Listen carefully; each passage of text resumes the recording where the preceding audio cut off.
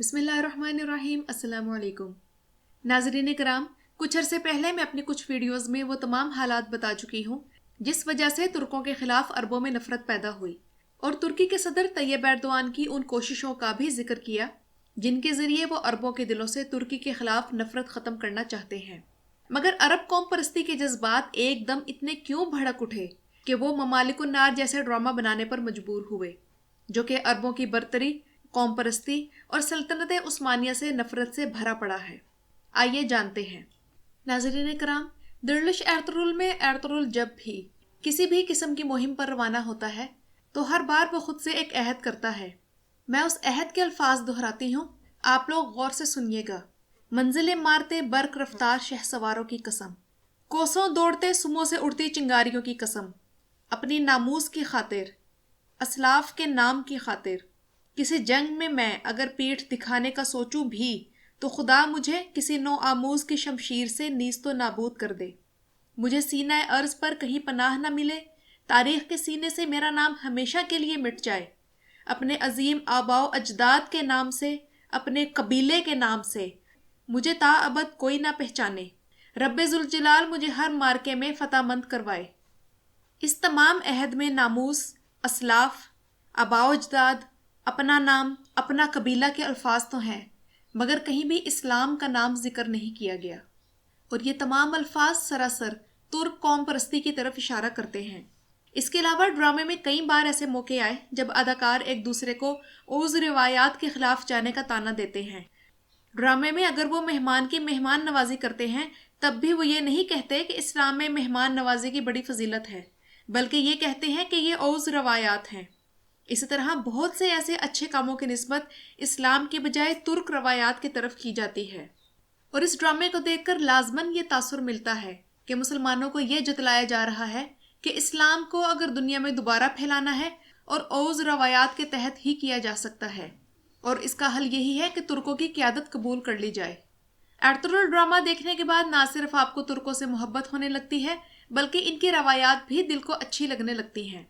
ایرترول نے عرب ممالک کے نوجوانوں کے دلوں میں جگہ بنانی شروع کی تو عرب حکمران طبقے کے قوم پرستی کے جذبات بھڑک اٹھے کہ یعنی اب عرب نوجوانوں کو بھی ترکوں کی برتری کا زہر اس ڈرامے کی صورت میں پلایا جا رہا ہے، اور اس زہر کا توڑ کرنے کے لیے سعودی ولی عہد محمد بن سلمان نے $40 ملین کی خطیر رقم سے ایرترول کے جواب میں ایک ڈرامہ سیریل بنانے کا حکم دیا، جس کا مقصد یہ تھا کہ عرب نوجوان سلطنت عثمانیہ کے وہ مظالم نہ بھول جائیں جو ان کے نزدیک ان پر 15ویں صدی میں سلطنت عثمانیہ کا حصہ بننے کے بعد ہوتے رہے۔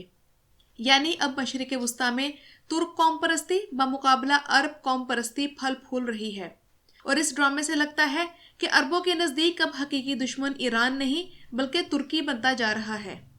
یہاں میں یاد دلاتی چلوں کہ یورپی یونین میں شمولیت میں ناکامی کے بعد ترکی کی دلچسپی مشرق وسطیٰ کی طرف ہو گئی ہے، اور اب وہ اس خطے کے معاملات میں گہری دلچسپی لینے لگا ہے، جس سے عربوں کو مختلف قسم کے تحفظات لاحق ہیں۔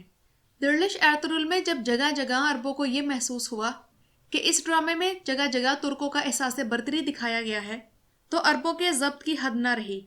ممالک النار کی ایک قسط میں ترکوں سے لڑنے والا عرب جنگجو تمن بے اپنے لوگوں سے گفتگو کرتے ہوئے کہتا ہے کہ ان ظالم سفاک وحشی خونی ترکوں نے ہماری آزادی چھیننے کا منصوبہ بنا لیا ہے، لیکن میں آپ کو یقین دلاتا ہوں کہ قاتل عثمانی صرف میری لاش سے گزر کر ہی آپ تک پہنچ سکیں گے۔ لاس اینجلس ٹائمز سے گفتگو کرتے ہوئے ممالک النار کے متحدہ عرب امارات سے تعلق رکھنے والے پروڈیوسر یاسر حراب کا کہنا تھا کہ غیر معمولی جرائم کے باوجود اب سلطنت عثمانیہ کو اسلام کا محافظ بنا کر پیش کیا جا رہا ہے، تو اس کا اصل چہرہ لوگوں کے سامنے لانا ضروری ہے۔ ناظرین کرام، بدقسمتی سے امت کا تصور سوائے عبادات کے سیاسی طور پر کہیں بھی نافذ نہیں ہو سکا۔ مسلمان حکمران اپنے دشمنوں کے مقابلے میں کبھی متحد نہ ہو سکے۔ سلطان صلاح الدین ایوبی ہمیشہ اپنوں کے وار سے پریشان رہے۔ اسپین کے مسلمان اکھڑتی سانسوں کے ساتھ مشرق کی طرف دیکھتے رہے، مگر انہیں بچانے کوئی نہ آیا، اور یہاں تک کہ آخری مسلمان نے یا تو عیسائیت قبول کی یا افریقہ ہجرت کی۔ مصر کا جمال عبد الناصر عرب قومیت کا علمبردار تھا، اور نہرو اس کا بہترین دوست تھا، اور نوبت یہاں تک پہنچی کہ اب مصر کے لوگ فخر سے اپنی نسبت فرعون کی طرف کرتے ہیں۔ یاسر عرفات آخری وقت تک بھارت کے مداح رہے، کشمیر کا لفظ شاید ہی ان کی زبان سے کسی نے سنا ہو۔ ایک وقت تھا جب شام اور مصر کی کنفیڈریشن بنی، چند سال بعد سر پھٹول ہوا اور الگ ہو گئے۔ عراق کے صدام نے کویت پر چڑھائی کی، امریکہ کے جہاز عرب ملکوں سے اڑتے اور عراق کی سول آبادی پر بم برساتے۔ قطر کے ساتھ جو کچھ اس کے عرب بھائی ہم زبان اور ہم مذہب بھائی کر رہے ہیں، دنیا دیکھ رہی ہے۔ یمن پر بمباری ہو رہی ہے اور وہ مسلمان ہی کر رہے ہیں۔ وسط ایشیائی مسلمان ریاستوں کے جتنے معاہدے اسرائیل کے ساتھ ہیں، کسی بھی مسلمان ملک کے ساتھ نہیں۔ یہ تو موجودہ تاریخ کی جھلکیاں ہیں۔ ماضی میں خوارزم شاہ کے ساتھ کیا ہوا؟ صفوی ایران ترکوں کے خلاف یورپ سے مدد مانگتا رہا، اور سلطنت عثمانیہ کی اینٹ سے اینٹ بجا دینے والا کوئی اور نہیں بلکہ امیر تیمور ہی تھا۔